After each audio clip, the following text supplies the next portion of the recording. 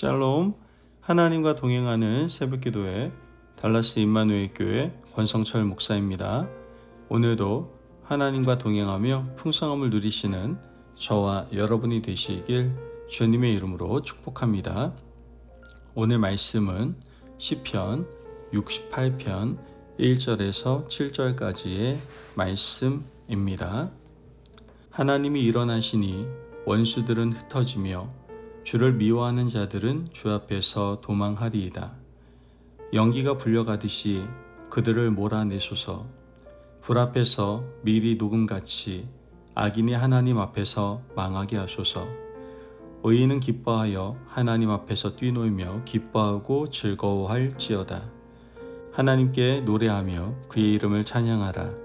하늘을 타고 광야에 행하시던 일을 위하여 대로를 수축하라. 그의 이름은 여호와이시니 그의 앞에서 뛰놀지어다. 그의 거룩한 처소에 계신 하나님은 고아의 아버지시며 과부의 재판장이시라. 하나님이 고독한 자들은 가족과 함께 살게 하시며 갇힌 자들은 이끌어내사 형통하게 하시느니라. 오직 거역하는 자들의 거처는 메마른 땅이로다.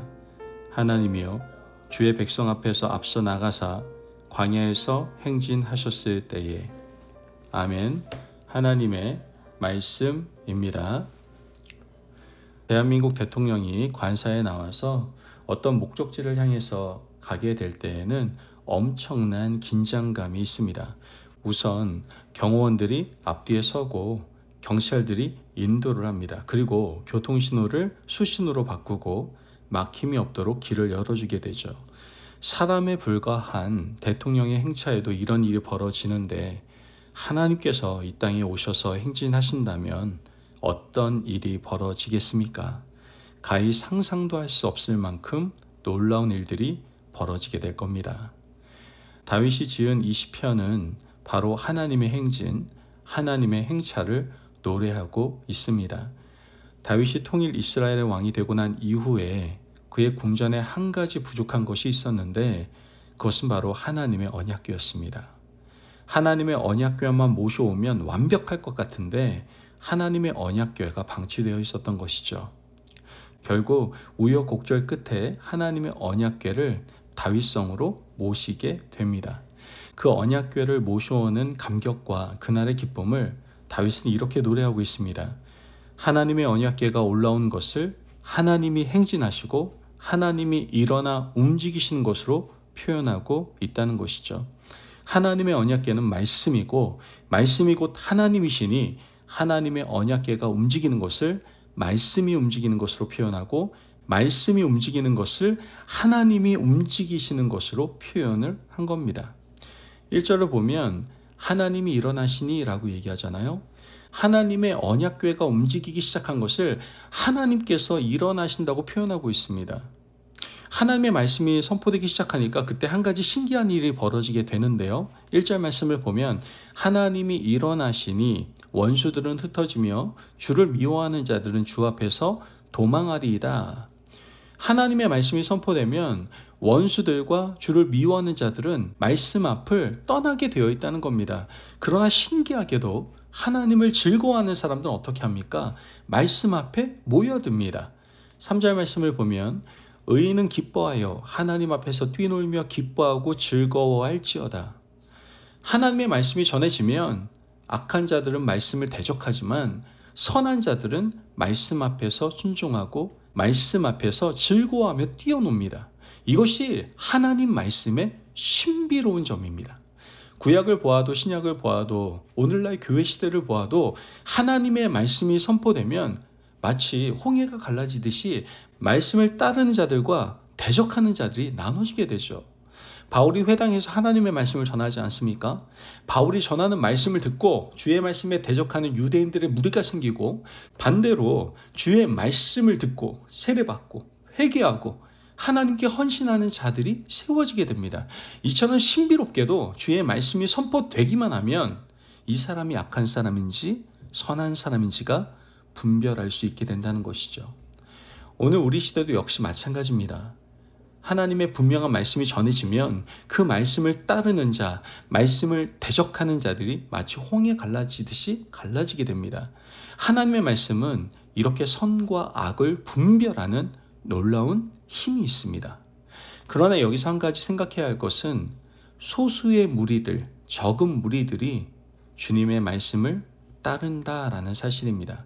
하나님의 말씀은, 진리의 말씀은 사실 인기가 별로 없습니다. 고난받아라, 핍박받아라, 하나님의 말씀을 들고 좁은 길로 걸어가라, 가난한 자들과 나눠라, 그리고 나를 따르라. 이런 말씀하는데 누가 좋아하겠습니까?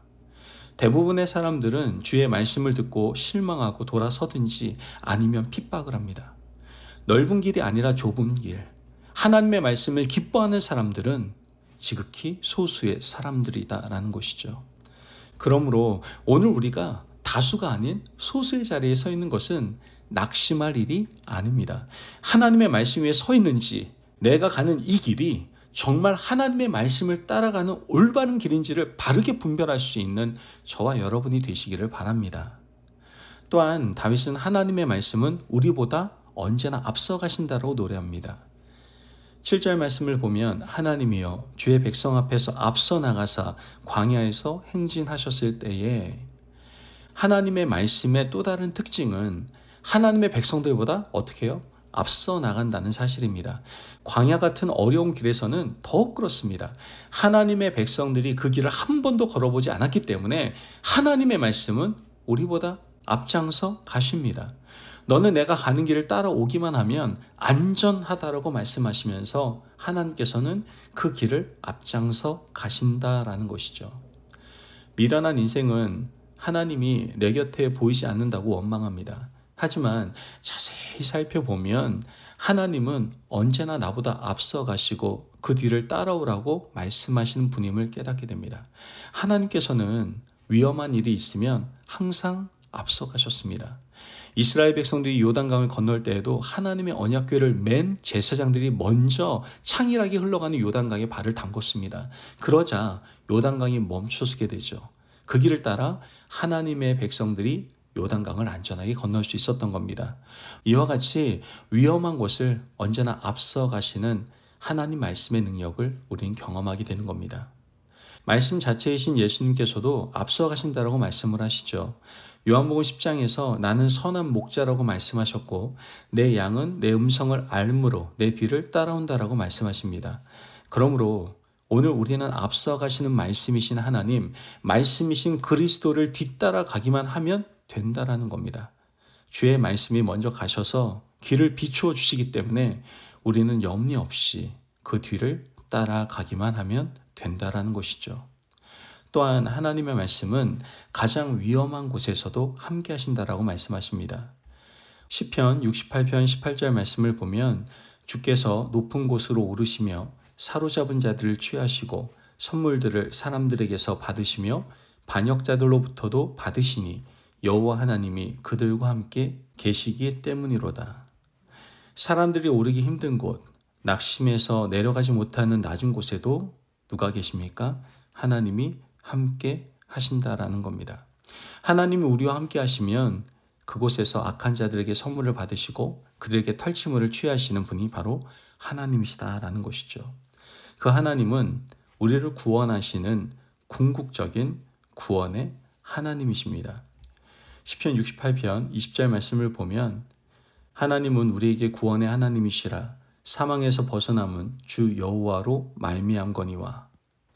시편 23편에서 다윗은 내가 사망의 음침한 골짜기로 다닐지라도 해를 두려워하지 않을 것은 주께서 나와 함께 하심이라 주의 지팡이와 막대기가 나를 안위하시나이다. 이렇게 노래를 합니다. 사망의 음침한 골짜기, 우리가 오르지 못할 높은 곳을 우리는 이제는 두려워할 필요가 없다라는 것이죠. 왜입니까? 하나님께서 함께 하시고 결국 구원의 은혜를 허락해 주실 것이기 때문입니다. 여러분, 하나님의 말씀은 이렇게 능력이 있어요. 하나님께서 말씀으로 일어서시면 악한 자들, 선한 자들이 나뉘어지고 하나님은 우리보다 먼저 가셔서 우리를 뒤따라오게 하시며 가장 위험한 곳에서도 먼저 가시고 먼저 내려가시니 우리는 그 뒤를 따라가서 구원의 은혜만 누리면 되는 겁니다.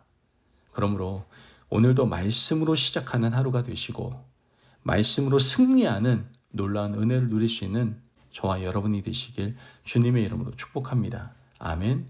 기도하겠습니다. 사랑이 많으신 하나님 감사합니다. 오늘도 우리에게 귀한 말씀의 은혜 허락하심을 감사합니다. 하나님, 언제나 말씀이 앞서갈 때 그것을 뒤따라가는 아름다운 인생 될 수 있도록 도와주옵소서. 힘든 곳, 위험한 곳을 다닐지라도 언제나 하나님께서 함께 하심을 믿으며 구원의 은혜를 마음껏 누리며 살아갈 수 있는 저희들 될 수 있도록 축복하여 주옵소서. 감사하며 예수님의 이름으로 기도합니다. 아멘. 오늘도 하나님과 동행하며 풍성함을 누리시는 저와 여러분이 되시길 주님의 이름으로 축복합니다. 여러분, 오늘 하루를 살아갈 때도 말씀이 앞서갈 때 그것을 묵묵히 따라갈 수 있는 축복된 인생의 삶을 살아가시길 바랍니다. 말씀 안에서 승리하십시오.